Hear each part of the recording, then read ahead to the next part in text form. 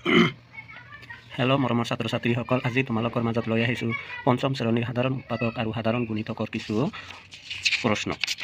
সাধাৰণ উৎপাদক আৰু সাধাৰণ গুণিতকৰ প্ৰশ্ন প্ৰথমতে হ'ল অনুশীলনী 4A দিয়া আছে। 1 নম্বৰত দিয়া আছে খালী ঠাই পূৰ কৰা। দেখা ইয়াতে এ নম্বৰত দিয়া আছে 5 আৰু 5ৰ গসাগু কিমান হ'ব? 5 হ'ব। কাৰণ 5 আৰু 5 দুয়োটাই মৌলিক সংখ্যা, 5 আৰু 5ৰ বাহিৰে বেলেগ সংখ্যাৰে ভাগ নাযায়, গতিকে 5 হ'ব গসাগু।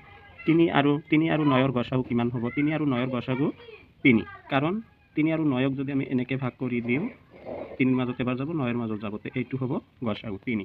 11 আৰু 13ৰ গসাগু 1, কাৰণ 11 আৰু 13 দুয়োটাই মৌলিক সংখ্যা, 1ৰ বাহিৰে এই দুটা বেলেগ কোনো সংখ্যাৰে ভাগ নাযায়, গতিকে দুটা মৌলিক সংখ্যাৰ গসাগু 1।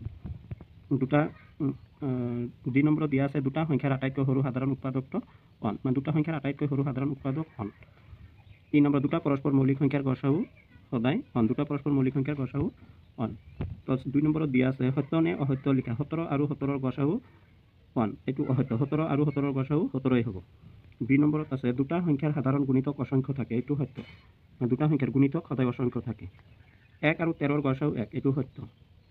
দুটা পৰস্পৰ মৌলিক সংখ্যাৰ গসাগু ইহঁতৰ পূৰণফলৰ সমান, এইটো অসত্য, কাৰণ দুটা পৰস্পৰ মৌলিক সংখ্যাৰ গসাগু সদায় 1 হয়।